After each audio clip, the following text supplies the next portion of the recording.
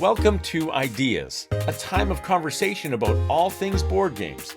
Community is built on conversations, and games are built on ideas. Hey, my name is Brent here on Cloudy with the Chance of Meeples, and welcome back to part 2 of this segment of Ideas with James Wilson, designer of Everdell.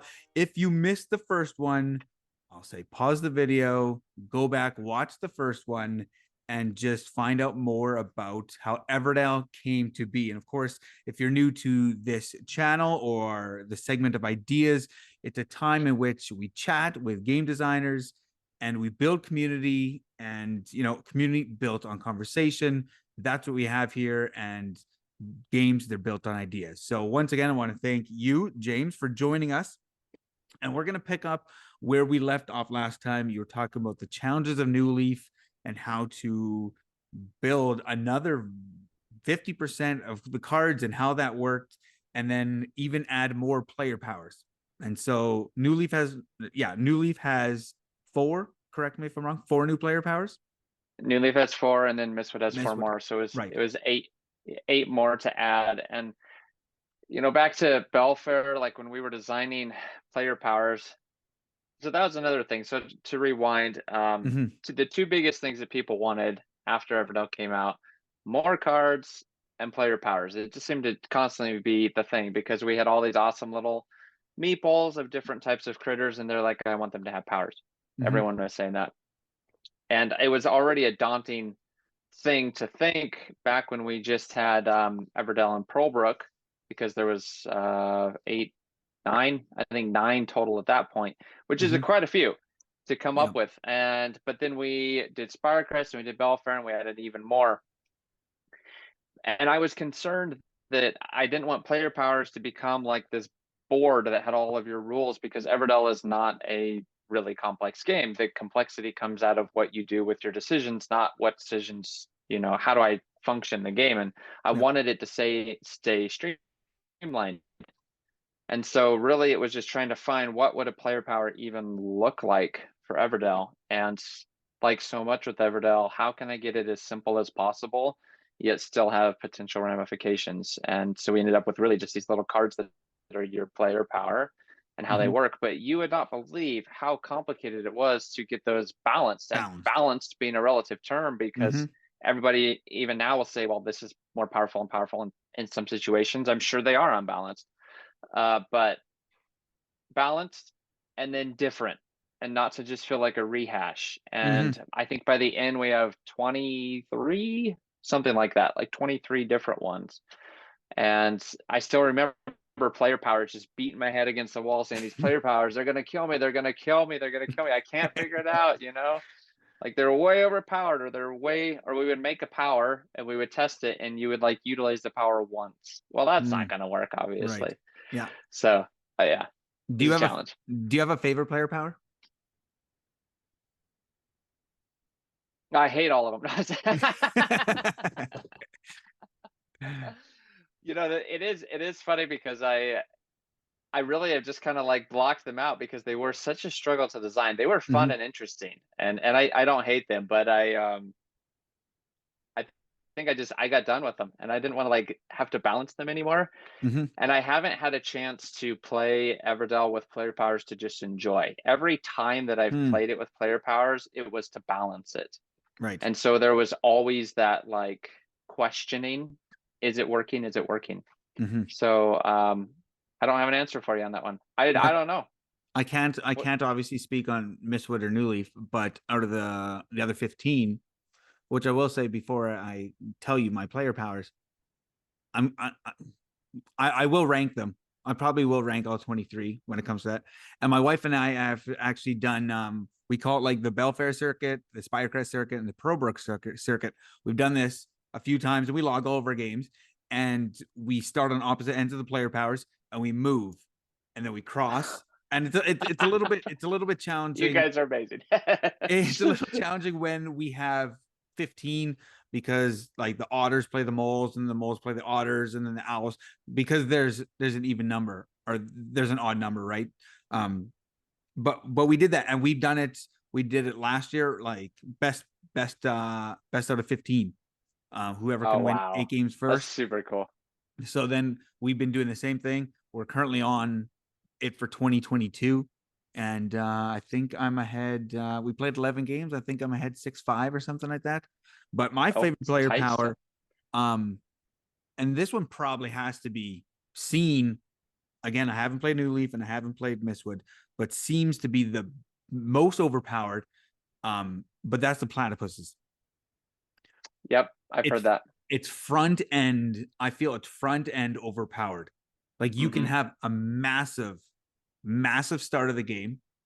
Um, Not to say the platypuses win all the time, and obviously you guys have like boatloads of data to back that up, right? But I've played games where I'm still in spring, I'm still in winter, and my wife's in summer.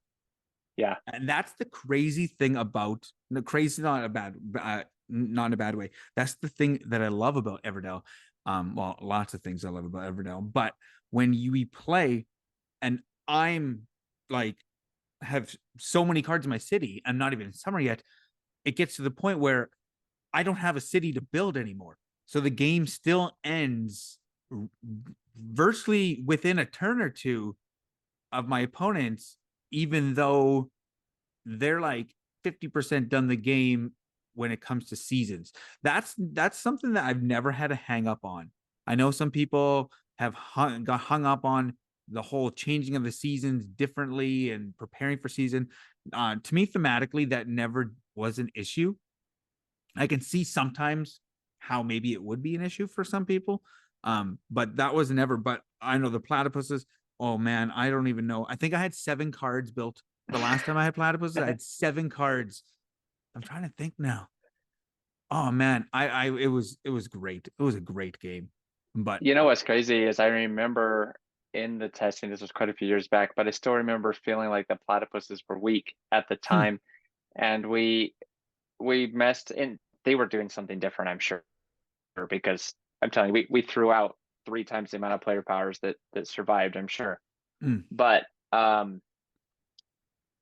yeah, I still remember thinking they weren't as great.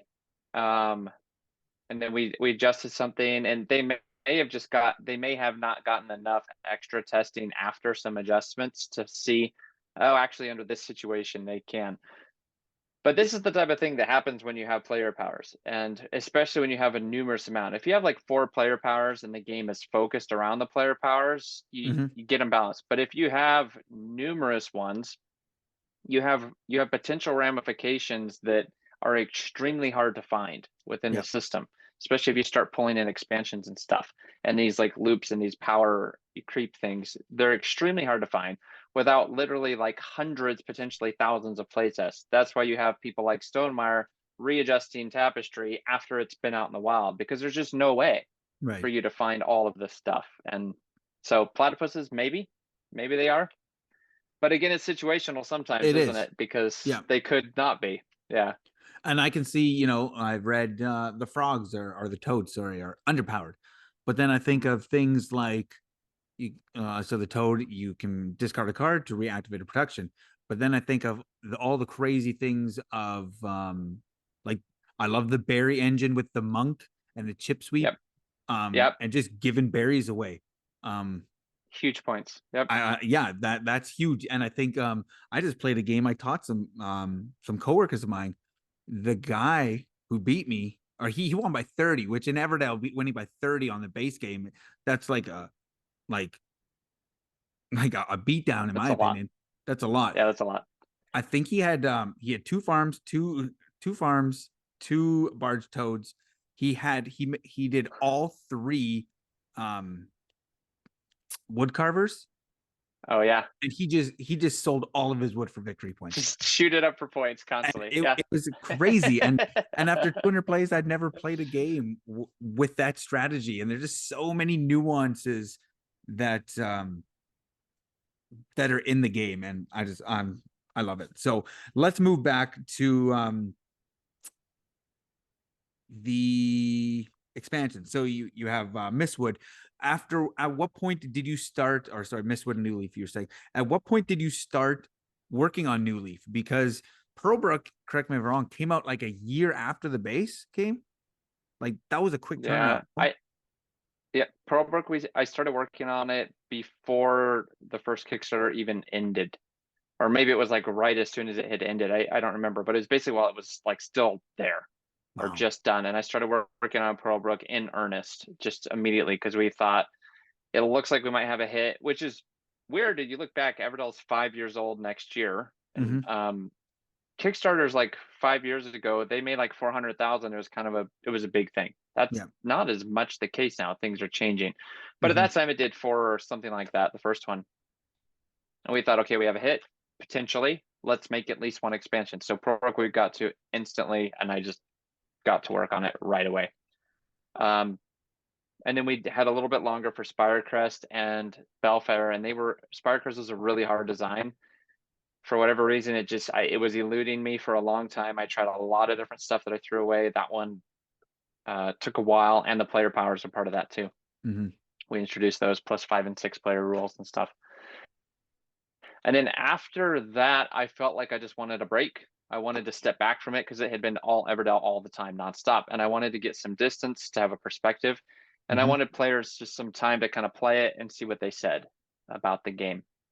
And so I don't remember how long I waited. I think I had some ideas I would jot down here and there, but it was quite a while after Spirecrest completing was done, and I took a break in there. And then came back to it. And again, with that, it was a challenge as well. I'm not sure if it was quite as hard as Spirecrest, but it did have some false starts for a while of things that we tried that just were not what we wanted them to be. They were just things that were in the way. Like we had this whole idea of trains, like actually moving down the thing. We even had this weird idea of players having like this hotel. This sounds stupid now, but like they had this hotel and you would get passengers and they would fill up and like all this stuff. And we would work with it for a while and then just trash it. And it wasn't right, it didn't feel right. And somewhere along the lines, it finally clunks into place, the pieces that need to be in there to complete this puzzle, on this side of it for New Leaf. And so it was good to have a break though, get some perspective on it. So in that break, you designed Flourish. Yeah, we designed Flourish, and that was a fun design. It was fairly quick. Well, it was quick compared to some Everdell type of stuff for sure. But Flourish is a fun drafting game, and that one I did specifically with my wife, although she really should be on the cover for Everdell as well. She's worked on it for so much time. But yeah, that's a fun drafting game where you're building gardens and go up to 7 players. But that was really fun to just kind of go off and do something totally different with our brain from Everdell work. But we were excited to get back and see if we could give a conclusion to Everdell. It's crazy. It's crazy, and I'm not tied to it like you are, but like not even 5 years, and yet 5 expansions and this world of Everdell. Okay, so we're going to dive in a little bit into the world of Everdell, namely the Tales from the Green Acorn. You wrote all that? Yeah. So when did you write that? Did you have kind of, I guess you said the whole woodland creature, you didn't have the theme to Everdell originally before you approached Starling, or they talked to you about that. But so when did you write all of that? Like, what's the story behind that, behind the story behind the stories? So with Everdell, the base game, we did the rule book, and in that there's some pieces of what we call lore, or like little story snippets. And that was just kind of a fun thing that came out of like, hey, there's some extra room in the rule book. James, do you want to do something with it? And I thought, yeah, I can do that. I have experience, pursuing writing stuff in the past. And so let's do it. Let's just start writing some lore for Everdell and see what happens. And as I started writing, more stories were coming, and kind of the world was sort of building out. And that's where in the back of the rule book, you have like that little story of the founding of Everdell, and then other little snippets. And those were just a blast. Those were a lot of fun to write.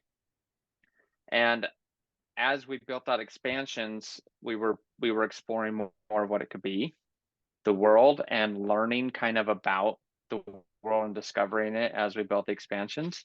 And there was just so much content now in my mind at the end of all this stuff that was not anywhere in the game. And so when you have like a legendary character that has a name that's, you know, a king or whatever, Nobletail, that's all you get to know about him. But in my mind, he has all this backstory of these wars that he did and what he was involved with and all this type of stuff. And really where I saw the potential was in the back of the Belfair rulebook. There's the timeline. Yep. And that was kind of like one of the final type of stuff that I worked on with Dan May, who initially built Everdell with me. We just kind of discovered that world together. We sort of did this timeline as well at the end before he moved on to some other things.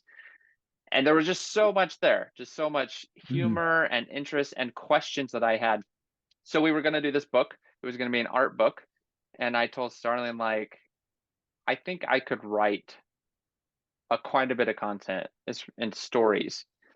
And they said, okay, you have our blessing, you know, you go for it. So I took every single piece of artwork that existed for Everdell, and I said, I want to write something for every single piece. Wow. And so even if it was just like a little tiny story or like a longer tale or something, I wanted something for every single one. I don't know if I missed one or two or something like that in there. I don't know if I missed something, but that was the point. And it was around like 30 some thousand words of its stories, its details about like their farming. What is their farming like? What's it like to farm? And their currency system, or like their justice system, or their education, or specific stories about some journey that this character took and where they were. And it's just all of that stuff and all over the world. And it was a blast, but it took me a long time to write in between life and in between designing. Yeah. And just trying to kind of fully flesh out to give somebody this book and to say, this is Everdell. This is that Emerald Valley of all these little critters that we were so deep into for 5 years and 5 years before that, but 5 years specifically of Everdell. And this is all of that little valley in that book. I'm like, I don't read often, to be totally honest. I don't read very often. This is a book that I will actually finish. I got one for Christmas the first year my wife and I were married. Our first year, yeah, I got it for Christmas. Our first year married. I haven't finished it, so that's how long we've been married, over 11 years. So I don't finish books very often, but this one I can guarantee you I'll finish, and I'm actually really excited to read it with my kids. Yeah. Every night, I've planned this out in my head already. I'm waiting for my copy, but you know, after our our Bible time devotions, we're gonna read a story or a snippet or a chapter or whatever in the book. And I don't know. I love it. I'm just That's so fascinated by the whole lore of things like that. And you know, I probably like Redwall and Lord of the Rings. I could probably get into it if I put my mind to it and read it, but I just have a really tough time, short attention span and whatnot to do it. But the artwork's amazing. That's so cool, man. I don't know if you I thought this through. This would be awesome. But if a company, and I don't know the logistics of this or the legalities of this, but and whether you can say it or not, but if a company like DreamWorks or, you know, an animation studio came to you and said they wanted to make like Everdell the movie, would that even be a possibility? Like, because you have Nightweave as a villain, you have Rugward as a villain. Do you have the rights to that stuff, or does Starline Games have the rights to the lore, to all of that, or do you have that you would then be able to move forward? Again, I'm just thinking, you've written how many pages? 30,000 words of the stories, so that's what you need to start any movie or franchise, right? A movie could be made. It could be. Yeah, it could be made. Yep. There's not one, but it could be. Okay. Okay. Yeah. Would that be something you would enjoy doing if the opportunity ever arose? Yeah, you know what? I would want to be as involved as they would put up with me being involved. Um, some of that stuff though, sometimes you just let them do their thing and hope that Yeah, they're gonna, respect the world. And sometimes the movie or whatever comes out and you just have to look at it and go, well, I guess it was inspired by the other thing, but it's not the thing. And it's just varying degrees of it. So I wouldn't get too wrapped up in it if it happened, because it would be their vision of it, probably not mine. yeah. Unless they wanted me to be like on set or whatever, doing stuff. But I I don't don't know, know. man. We'll see. That would be crazy, and that'd be crazy for me. I couldn't imagine you coming up with this. That even happening and stuff. That would be just wild. That would be But very cool. I'm just wondering if that would even a dream, if it would even be a reality. But you say it could be in theory, so that's It cool. could be in theory, It yes. could be in theory. You know what? I'll take that. I'll take that, and I can sleep well on that one. Before I let you go, if you had a tip, um, again, I've played this how many times? You've played this how many times? If someone comes to you and you're like, "Hey, do you want to play this game?" I designed it, but you want to play this game? They've never played Everdell. How would you approach that in the sense of like, every combination, all the combos, like everything about it? How do you handicap yourself from not absolutely steamrolling people? I just do weird stuff. I Okay, just do weird stuff in the game. Like, not I don't try to play it ideal. I just try to play it to explore to and explore. just do weird stuff. Like prime case in point, I played Pearlbrook with my son shortly after it came out, and he had played Everdell, but then he'd only played like once or twice. And I was telling him, usually people get green cards kind of early because they produce stuff for you, et cetera, et cetera. And so we started playing the game, and I played a card or two, and I hadn't played a green card. And then I said, I'm going to try and play no green cards the whole entire game. Mm, Because I wasn't out to beat him by any means. I just wanted to play around in the world of Everdell, like a sandbox. And yeah. so I tried no green cards. I played zero green cards the whole game, and I won. And um, and after that, I went online and I posted this challenge to people. It was the no green challenge. I said, try to play Everdell, no green cards at all, and see if you can win. And a whole bunch of people did, and they were like, I had no idea that Everdell could do that. And so that's what I love about Everdell. That's what I love about most games in general, is when they have what looks like a clear road to go on, but they Mhm. have all of these other roads that are kind of, they go off this way and they're hidden by bushes and stuff. They're not as clear. But when you wander out there and explore them, they are just as viable of an option of things to do. And that's what I love to do with Everdell, is just do the weirdest stuff, mess around with it, do something that doesn't seem ideal, and see if I can make it work. Mhm. And so that's what I would do. Hmm. There you go. That's the pro tip from James Wilson himself. And I just want to say thank you for taking the time. This has been an absolute blast. Before I let you go, um, what's down the road for you? Is Everdell's complete? Is there anything you can talk about what you're designing? You mentioned it at the top of the previous episode that you're always working on prototypes and whatnot. So, um, is there more stuff in the universe of Everdell, or is this universe packed up, put on the shelf, it's done, or can you share any stuff that you're working on right now? One thing I can share that has been kind of announced is the company that did Endless Winter and Unconscious Mind, which is on Kickstarter right now, Fantasia Games. Fantasia Games, yep. They have a part of another company that they're doing called Pika Games, and it's Okay. kind of more of a family line of games. And we're working on a project with them. They're really great people to work with, and they have done amazing quality with Endless Winter and Unconscious Mind. They have a game coming out called Flow, which was designed by Henry, the guy who did Parks, the game Parks. Okay, yeah, I know the game. Yep. Yep. So they're doing a game with him that's going to be kind of their first in the Pika games. This is like kind of their family line. Mm-hmm. And then the hope is that the game, I say we are designing because my wife and I are working on this together. The hope is that that will be the next one, but that's Hmm. that's down the road a ways still, quite a ways. There's still a lot of work to do on that. No announcement about what the game is, but that is a title that is coming through them at some point. And then, go ahead. I was gonna say, do you have a theme that you can share on that one or not?